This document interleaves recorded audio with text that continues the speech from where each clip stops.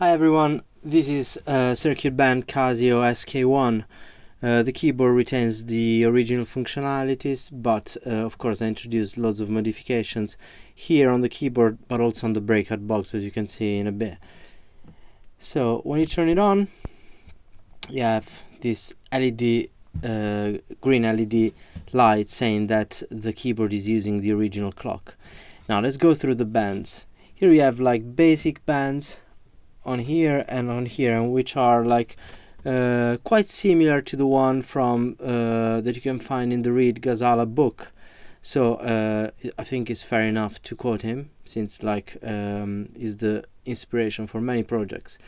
And I tweaked a little bit of values and pins from the chips used inside the keyboard in relation to the ones that Reed Ghazala uses, but the idea is from him. Let's say this one on the right are quite destructive bands, and they are hardwired, and in a way, like, you know, sometimes they're useful if you want to create some particular effects, but it can freeze the keyboards very easily, particularly if you use the samples, so for example from the mic or from the external line in. That's why when it freezes I introduced a reset button here, which restores the keyboard to the initial state unless anything is pressed, and so that's a way of sorting out this issue.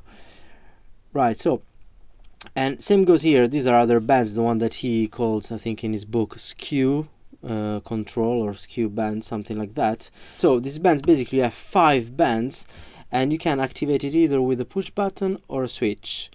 And once like the band is down, you can select the amount of blend, which like basically allows you to fine-tune the band. I'll give you a demonstration so you know what I'm talking about. And actually, a thing that is worth mentioning is that these bands here works really well when you play rhythms, because it helps you alter. Well, I'll show you.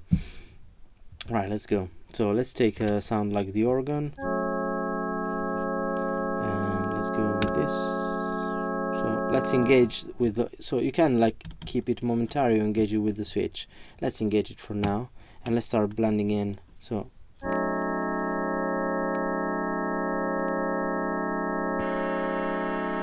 it's on now. And that's quite amazing.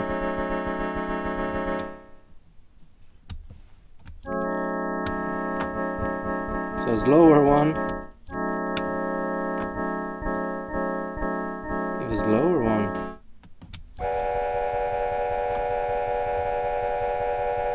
So this one sort of holds the chord.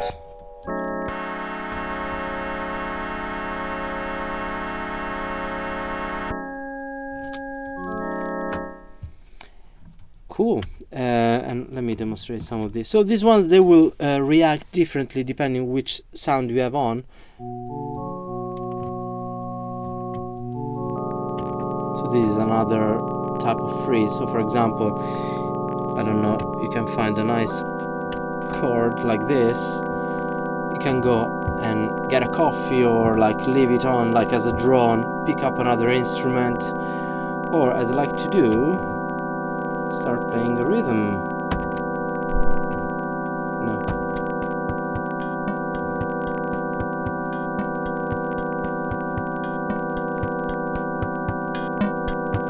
Right, so as I said, these bands here work really well with the rhythms. Let's see what happened.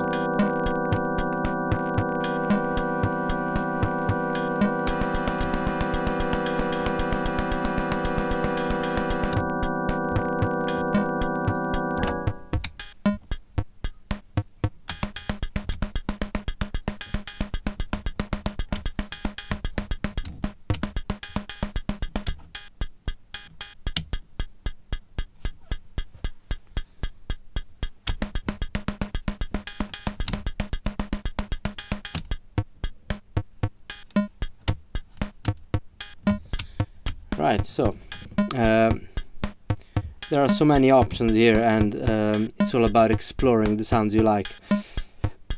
Now, here we have the pitch control, which basically, like with the switch, you switch between the original clock green LED light and the one that I introduced, which is an LTC 1799 oscillator. And so basically what happens is that when you switch down, as you can hear, the pitch has gone down.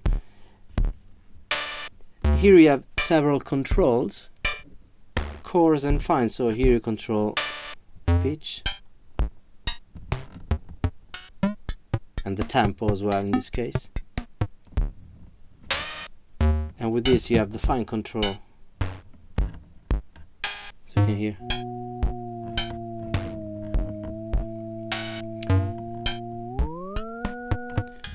And you also have a drop function, which is a momentary push button, and this one drops down the clock, dividing the clock by 10, so it originates like very deep, gritty sounds.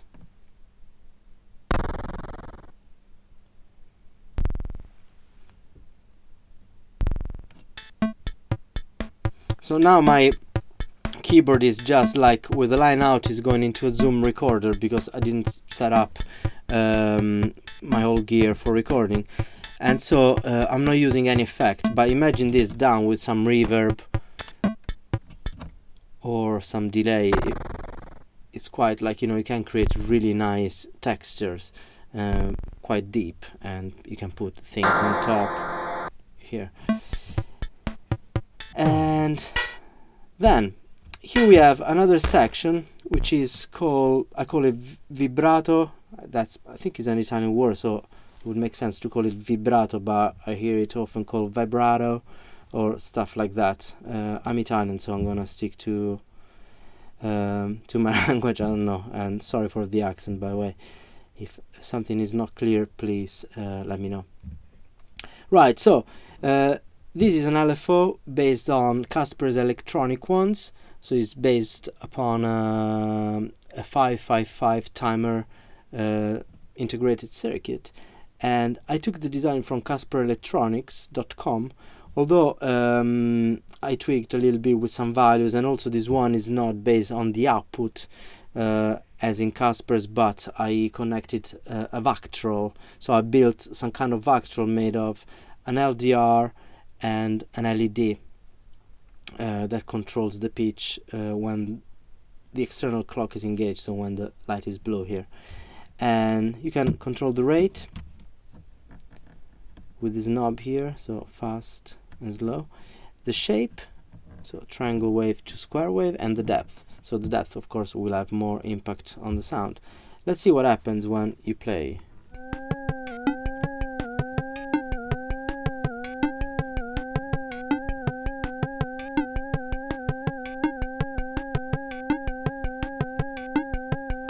It's in time.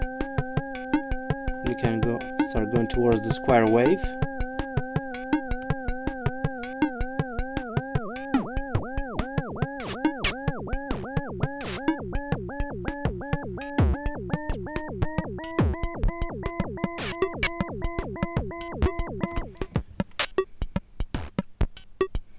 It's quite cool, because if you combine this with the rhythm, basically you end up having something not linear, because this modulates the original rhythms, and also, as you can hear, it affects the pitch of each individual drums when it's on. So it creates this which is quite cool, I think. It's not probably to, you know, for playing like straight stuff, but if you're more into experimental and like researching polyrhythms or whatever, I think like it's quite a cool add-on to have. Right, let's put it off. I forgot, like there is also an LDR control here. So with the switch you activate this light dependent resistor, and you can sort of control the pitch as if it was a theremin.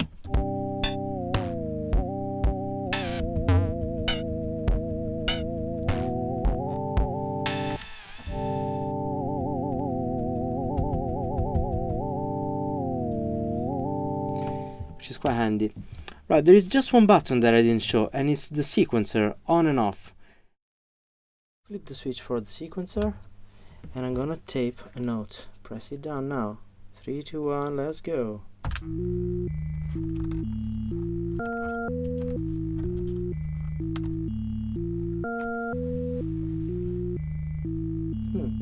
So let's go to the control. Let's move on to the controls. Here you have a fast, slow switch. So at the moment it's in fast mode, and if you turn it down, if you flip the switch, it's gonna be into slow mode. Basically, it's only two different capacitors will give you a different range of clock speed for the sequencer. Let's put a bit of a faster tempo. Right, so here you have two knobs. The red one is the coarse one and the yellow one is the fine adjustment for the clock rate.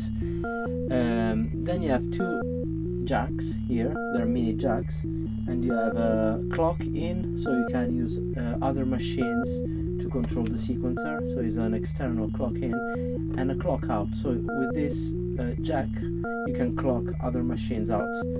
Then you have this knob here, which is clock division, which basically is obtained running the clock into a CD40. It's one of the CMOS integrated circuits, and this one basically gives you divisions of the clock. So for example, like if the clock is beating 1, this one beats every 2, every 4, every 8, every 16, every 32, every 64, every 128, every 256, and so on. I can't remember how many divisions I put, but I think there are 8 steps, so every time you have a longer sequence and then something happens. You can use it, for example, to trigger this inlet. This is a forward and backward switch and jack in. So for example, if I flip the switch, rather than going clockwise, it's gonna go anti-clockwise or counterclockwise, I think it's called. So it goes backwards. Yeah. This is the slow one, by the way. This LED tells you every time that the sequencer gets a clock signal from this, so you can make it faster. And if you go back too fast, it's gonna go quite fast now. Yeah. Right. So let's have a look at what happens if I use this. So at the moment it's going, I think, every 8 or so. Let's put it longer. So I'm gonna put a mini jack, which is gonna in turn, whenever this yellow LED, I don't know if you can still see it, yeah. Whenever this yellow LED is on, this one would go backwards. So there you go.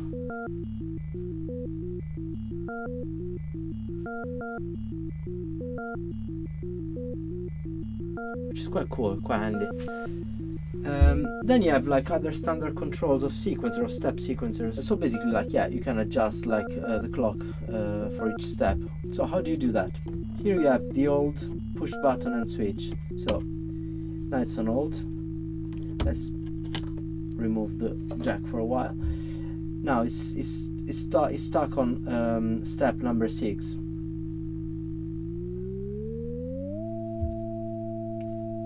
Tuning. Then you have a push button here, which allows you to move to the next step. Step number 7. 8. If you want to adjust the one before, you just flip the switch backwards and the clock will go backwards. Right, now we like it, let's say. Let's move on to the 8 and then to 1. You like this one? So let's see what we have created.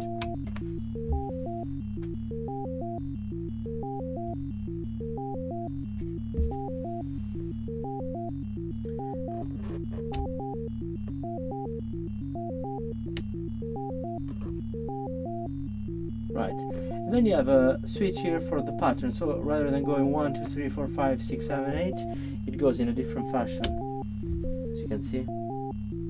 So with this clock division, you can also control another section, which is the LFOs, because there are 2 LFOs that are independent, which you can adjust like this with the knob. but you also can control it, for example, with this, so it will give subdivisions of the original clock. It's on and off. And this LFO activates basically a switch, you know, an electronically controlled switch, which connects these two outlets. And you can use this, for example, to activate the bands which are here on this patch bay, which are called the glitch bay. You can activate rhythmically the bands connecting two banana cables, and I will show you in a sec. It doesn't work for each singular patch point. I mean, like, there are many patches available, but not all of them will give you a desired result. Like, you will have to find yourself which are the best combinations. Some of them will actually will not even glitch at all, some other will. Usually if you connect something to ground, it's quite likely that it glitches. So let's put this one, let's find one that is cool. Right, let's see if this one works.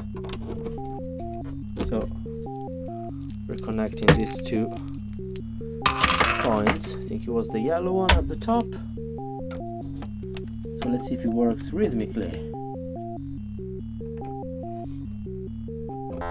Yeah, as you can hear. So we can do a lower division. So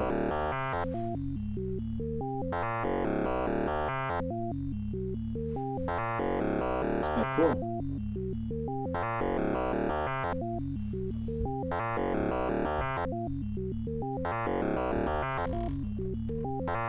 You can use, for example, another patch point, which will introduce another glitch. Sorry for the noise.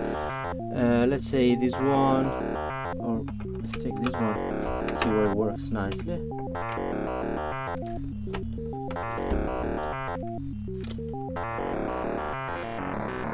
So for example, with this blue here, so we connect it down there. So you need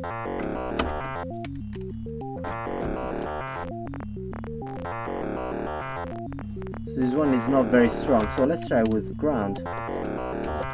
Oh, sorry, the other way.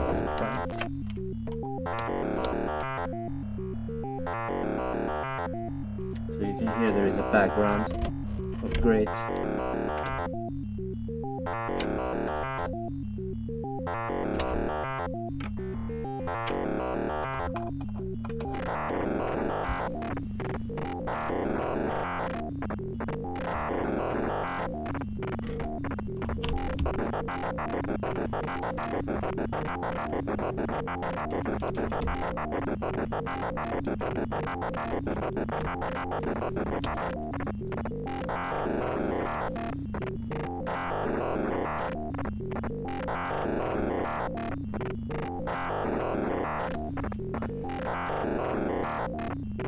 And let's put some rhythm and see what happens.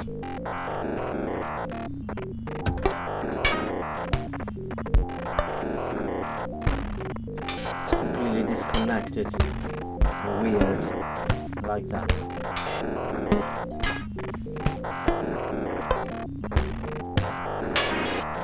And so here we have also this knob here, which is a distortion booster for the drums, for the drum channel. So if I take this one down, so that's how it sounds normally. But now I'm gonna boost it up. See, it's louder. And this activates a capacitor that will, so this will activate, sorry, it will activate a capacitor that will change the sound, filtering it.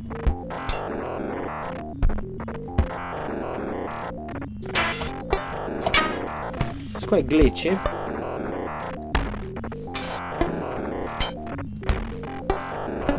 Right, so now let's remove one of the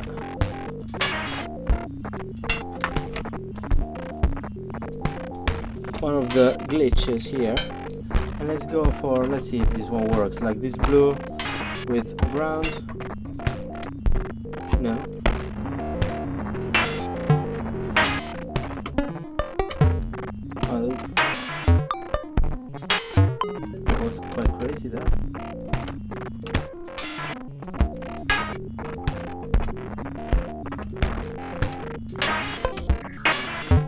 That's quite interesting. Right, so we're gonna use this section here, which I call the blend. Once you hit this one here, maybe two.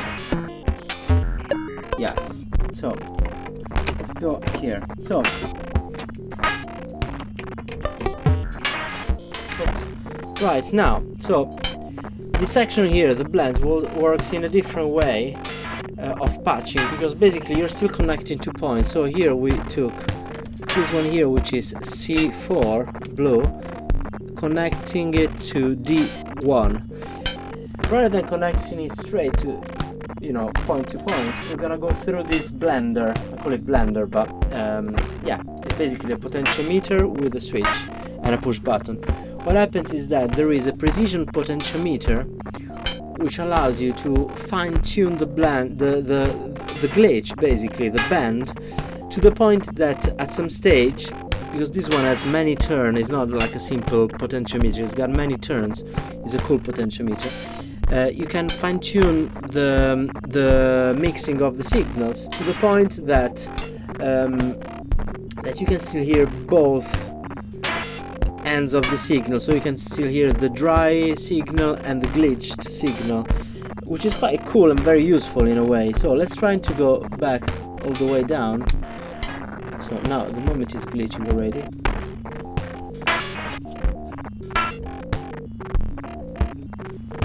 Let's see what happens. So if I increase this knob, if I keep on turning, at some stage we will start to hear the glitch coming through. I think we're nearly there. Yeah.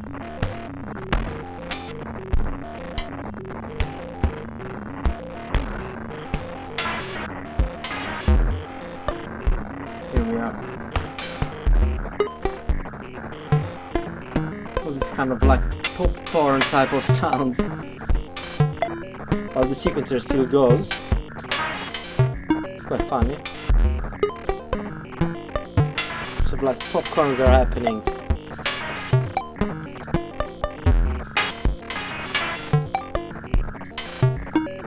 Just trying to change the note here.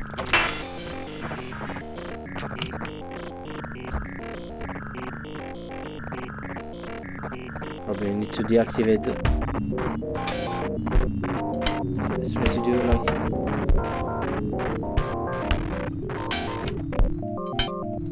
Right, now there is no band on. I'm gonna put them back. Let the sound die down. Actually, let's change sound. Let's put a brass ensemble. Let's do like a...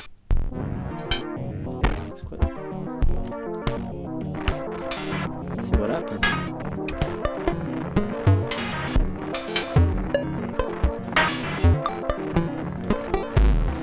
So the drums now really boost it, really strong.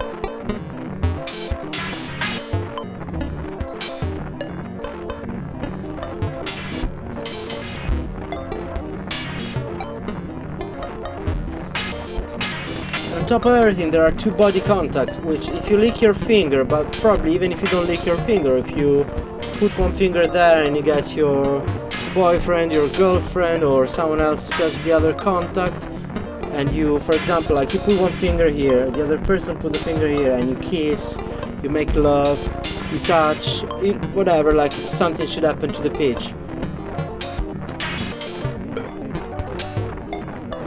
You can hear an excitement. Quite nice. I like gestural control. Probably it's not very COVID friendly, but you know.